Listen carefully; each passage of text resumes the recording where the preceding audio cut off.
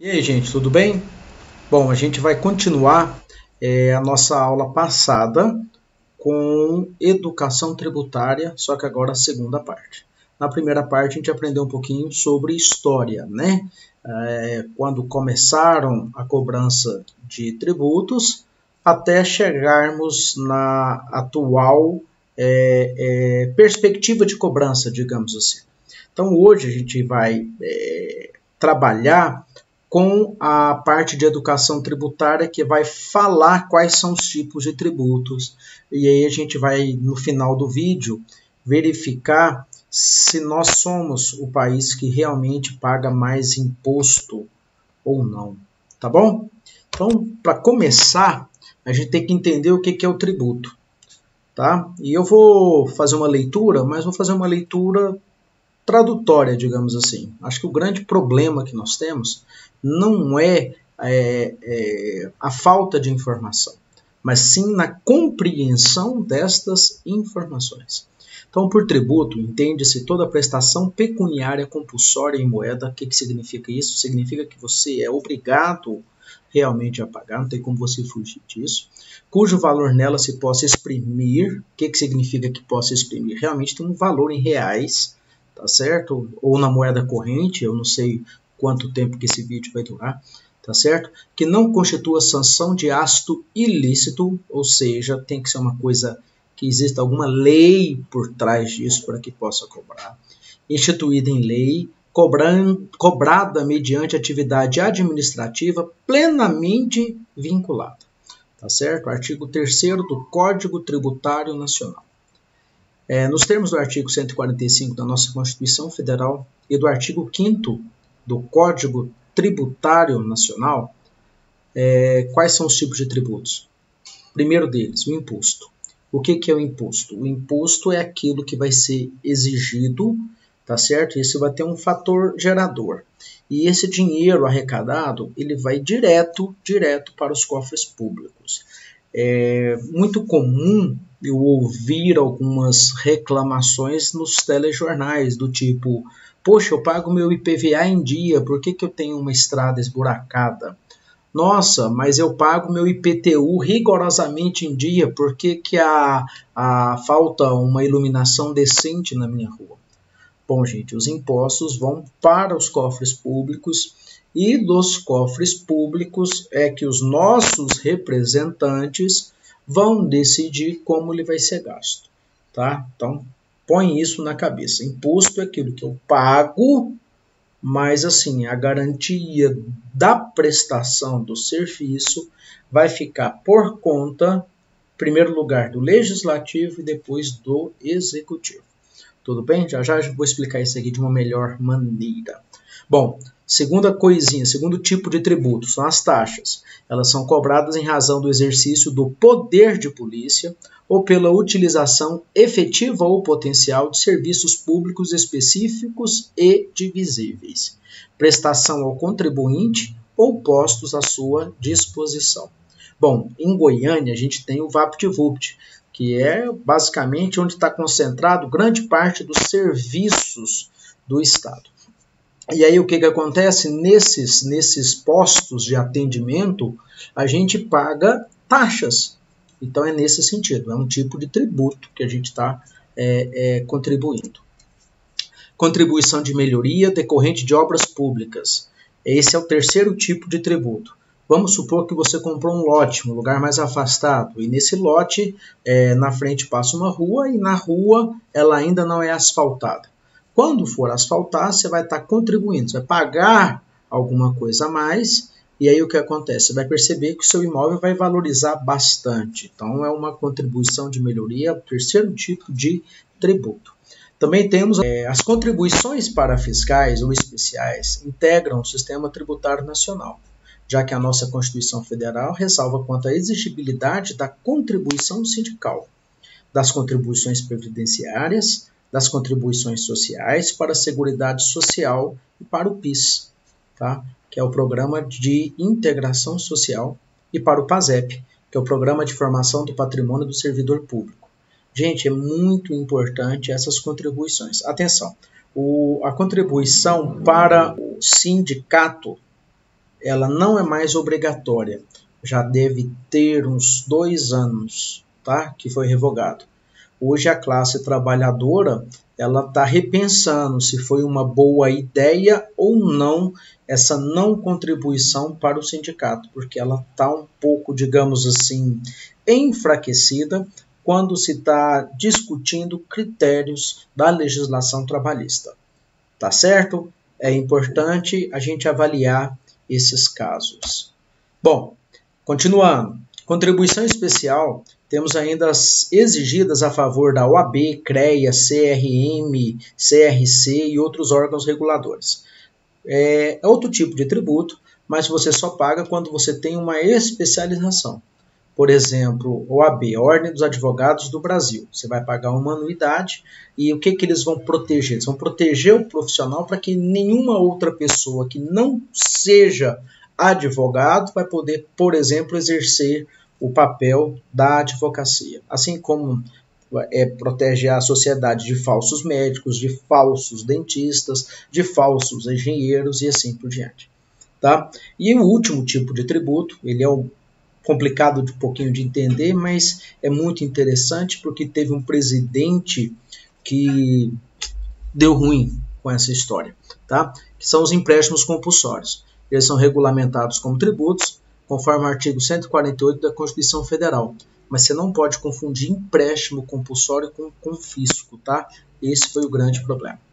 Bom, vamos especializar um pouquinho em relação a impostos, tudo bem? O que é um fator gerador? Fator gerador é a situação descrita na lei de caráter abstrato que, quando ocorre em concreto, faz surgir a obrigação tributária. Exemplo, IPTU, Imposto Predial Territorial Urbano. Quem que paga? Paga quem tem um imóvel, tá certo? Na região metropolitana, coberto, construído, tudo belezinha, tá certo? Se você não tem imóvel, você vai pagar o IPTU? Não. Se você tem carro, você paga o IPVA, que é o Imposto de Propriedade de Veículo Automotor? Paga. Mas se você não tem carro, você tem que pagar? Não, tá certo? Então, o fator gerador é a situação descrita na lei de caráter abstrato que, quando ocorre em concreto, faz surgir a obrigação tributária. Ok?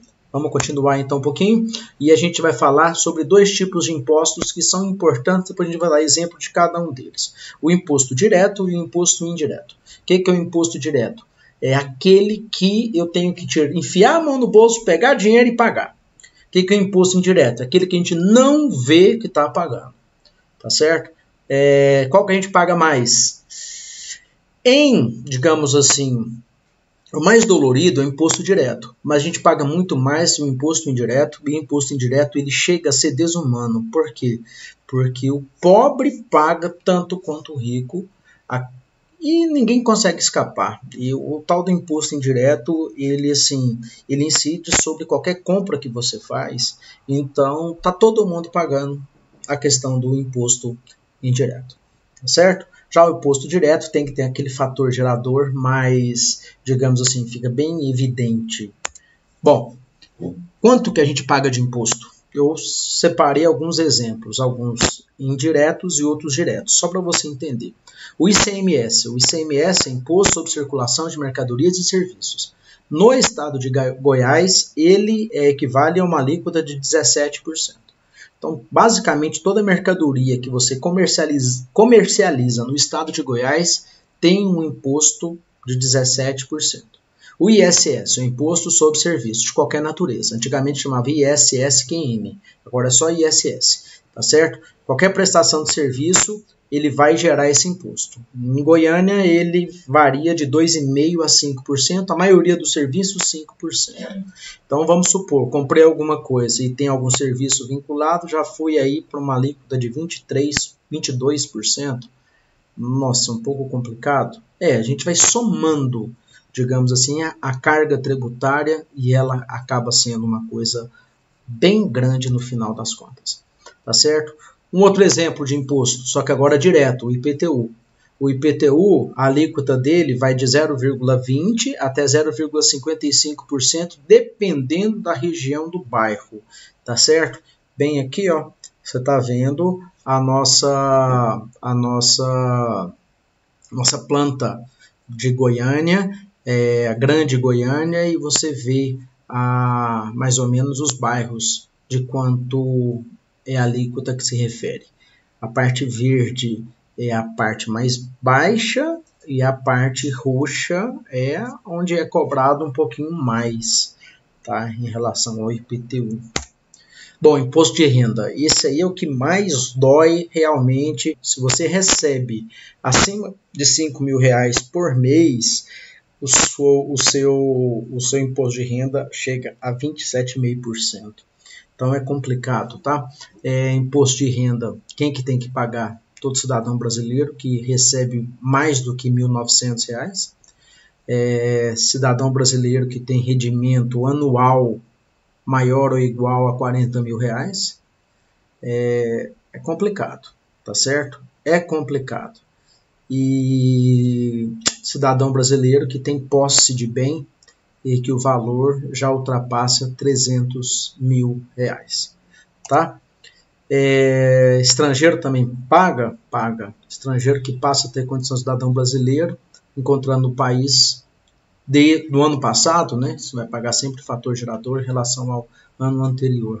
Também tem que pagar, tá certo? Não é fácil não, mas é imposto, não é facultado. E aí aparece essa tabela de alíquota do rendimento anual. O que é a tabela do imposto de renda? Bom, vamos tentar entender. Isso aí, se num ano você recebeu, ano passado, você recebeu até R$22.847, você está isento do imposto de renda. Se você recebeu de 22.000 até R$33.919 reais, você vai ter que pagar uma alíquota de 7,5%.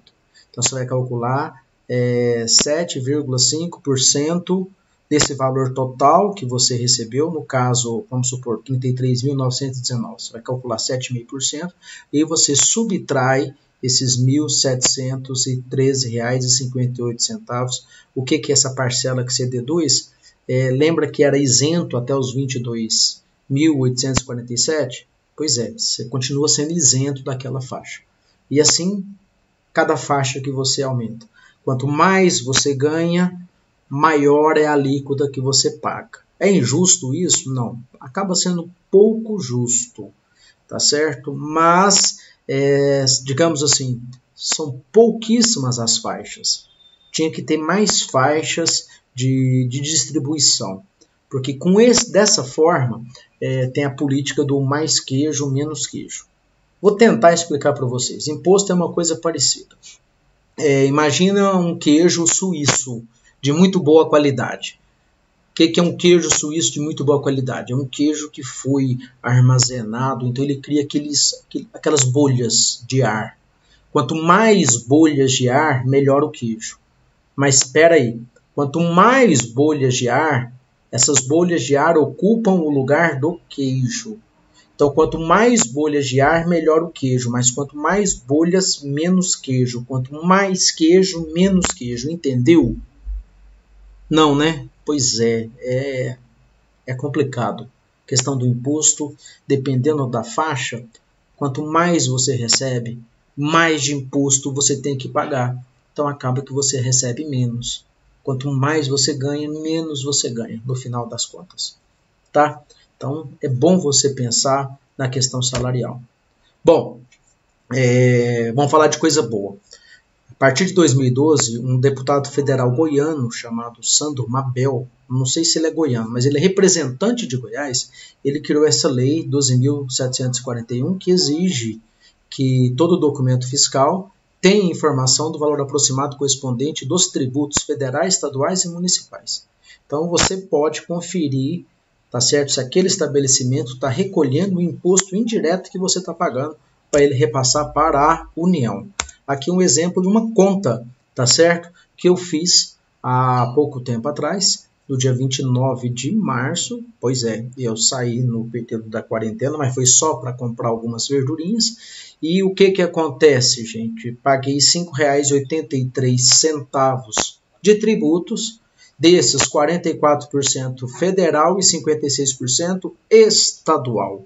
0,0 para o município, ok? Bom, lembra que eu te falei sobre a curiosidade?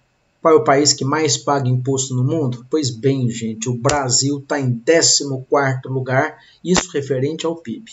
Só que a matemática, a estatística, eu falo, ela não é, digamos assim, uma coisa muito segura. Por quê? Porque a gente pode manipular em relação aos números, tá certo? Então, vamos sempre buscar uma outra fonte. E essa fonte que eu peguei, por exemplo, foi a revista Forbes. Na revista Forbes, o que acontece? O Brasil nem aparece. Então, o que acontece? Nós não somos o país em que mais se paga impostos, mas nós somos o país em que nós temos a sensação que a gente paga demais porque os nossos, digamos assim, políticos não nos tratam com muito respeito e acaba deixando muitos serviços, digamos assim, de pouca qualidade. A gente poderia ter uma melhor educação pública, a gente poderia ter uma melhor segurança, a gente poderia ter melhor saúde se os recursos fossem aplicados de uma maneira mais, digamos assim, verdadeira. E é por isso que eu convoco a sua participação. Você, a partir de agora, já está sabendo quem que coloca dinheiro nesse país, quem que investe nesse país, de forma indireta, é você. Se você investe no país, se você vive aqui, você tem a obrigação moral e cívica de exigir daquele representante que está lá, tá certo? Na Câmara dos Deputados, está na Assembleia Legislativa, está no Senado, ou está na Presidência da República. Ah, mas eu não votei nele. Não interessa. Ele é seu representante. Ele tem que te representar e você está pagando e muito pelo serviço dele. Então você precisa conhecer o e-mail dele, conhecer o telefone, conhecer o WhatsApp, conhecer os assessores, visitá-lo para poder exigir os seus direitos. Isso não é de graça. Tudo bem? Fiquem aí na paz e num próximo encontro a gente fala um pouquinho mais.